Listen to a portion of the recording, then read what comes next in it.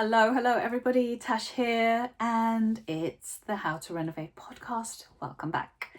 So today I thought I would talk a little bit about wardrobe storage. Now, I've done lots of client projects where I've had to design wardrobes for other people, which can be quite tricky because you have to know exactly what they have in their wardrobes, which can be a bit awkward sometimes. But I think the best way to do this is to first find out what you need to store.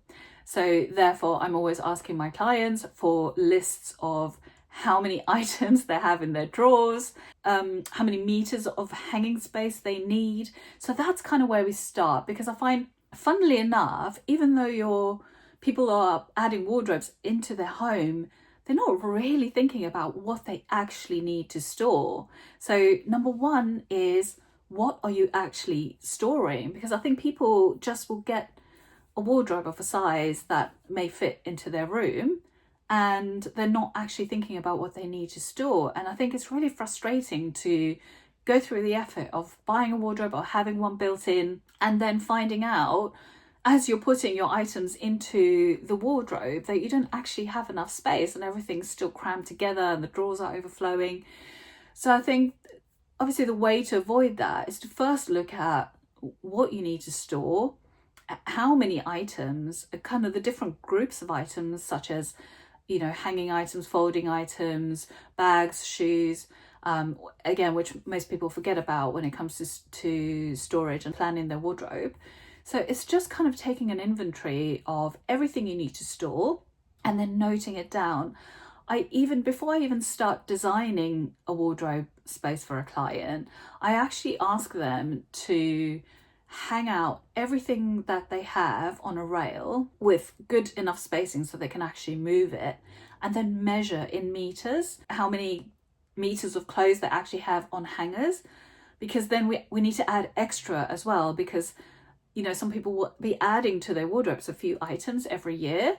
So you don't want to have it where everything's already crammed full, and then when you do want to add something new, that's then being crammed in. So it's just thinking about these things before you start, so you can just avoid that frustration of going through the trouble of doing it all and then still finding out that you don't have enough space for everything that you want to store. And then number two is maximizing every inch. So that really, again, comes down to what you need to store.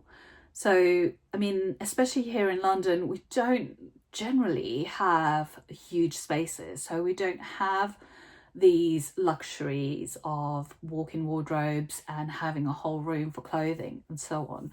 So I'm always finding that when I'm designing storage like this, I'm having to be so conservative with space, making sure that every single inch is used well, used properly, that we have to make sure that there's enough drawers for what the client needs to store, there's enough hanging space, there's enough shelves. And so finding little tricks and systems that help with the lack of space is really great here as well. So do look into the market and see what's available. There are kind of multiple hangers that you can get that lay things flat against each other. You can get drawer dividers to make things a little bit more easier, and maybe so your things don't get mixed up, and you can use one drawer to store two different types of items but still easily found. And then I've even designed wardrobes into understair spaces where you have angled ceilings, angled walls. So having to think about really clever ways so that space is not wasted and used really effectively, like angled rails or perhaps shelving that's built in that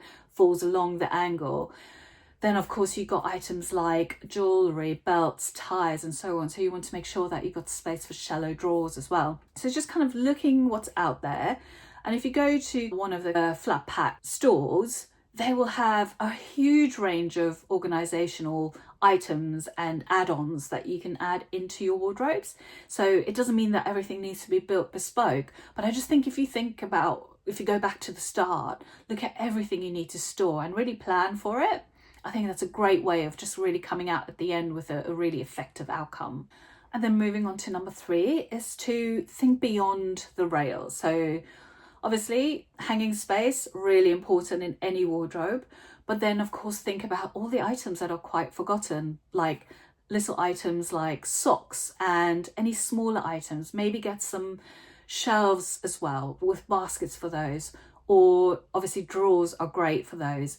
And if you're building from scratch, if you're having a built-in done, I think a really effective way, and again going back to, if you know how much you need to store, you can then plan how deep those drawers need to be, which means that no space is wasted. So let's say you have lots of jumpers which need more space, you can have a deeper drawer for that. And then instead of having all the drawers the same height, you can then plan the height of the drawers according to the items you need to store. So perhaps for items like underwear or t-shirts, you'll need a shallower drawer. And then for things like belts and ties, you'll need a really shallow drawer.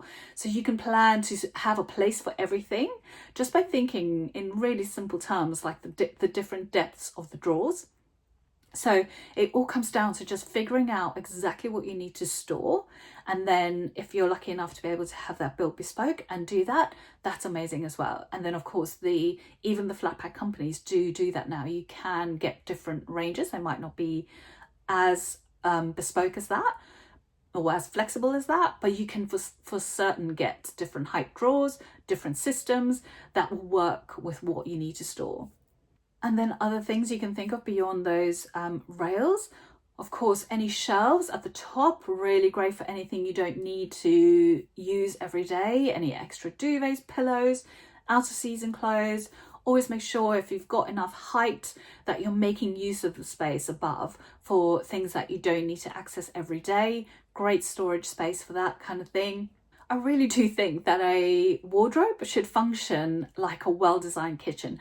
There really should be a place for everything and everything in its place, and an obvious place to store things. And you can mix up the storage types, of course. So you've got the rails, perhaps you've got double rails for shorter items like shirts, and only a small section for long hanging space. And then or you can make use of the space underneath a short hanging space for drawers, for shelves, for baskets.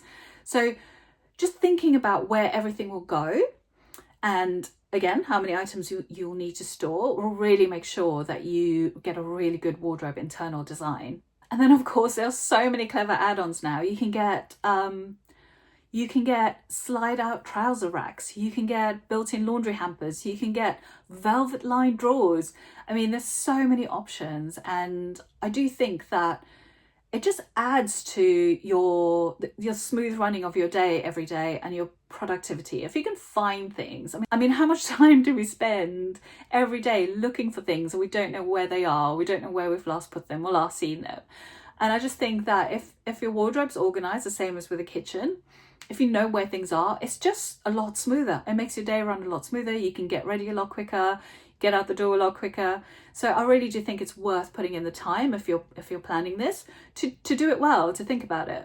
And then number 4 is not to get dressed in the dark. So nobody wants to choose their outfit in the dark, right?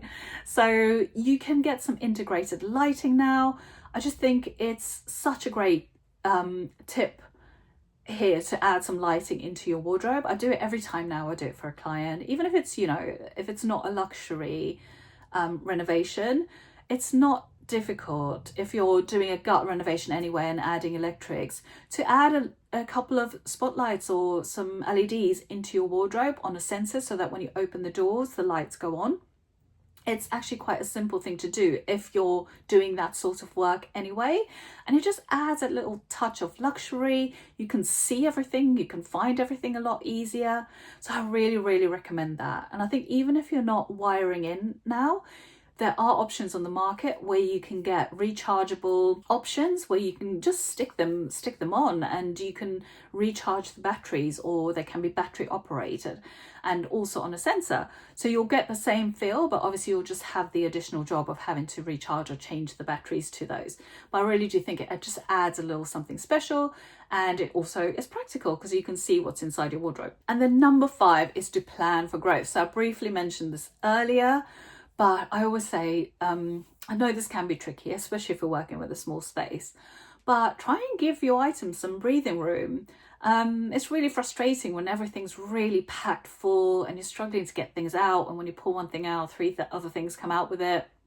So just plan for growth if you can. Try and give your items a bit of space, or maybe it's time to donate some items before you start planning your wardrobe, so you've got a bit of extra space to work with. Because I mean, realistically, we all buy more, perhaps more than we should, and so you want to be able to add to your wardrobe as those items come in. And maybe, you know, some people are better than others at getting rid of some stuff when they get some new items in, but it doesn't have to be extreme. Just make sure you've got a bit of extra space for when those new items come into your wardrobe. And then lastly, number 6 is to make it beautiful.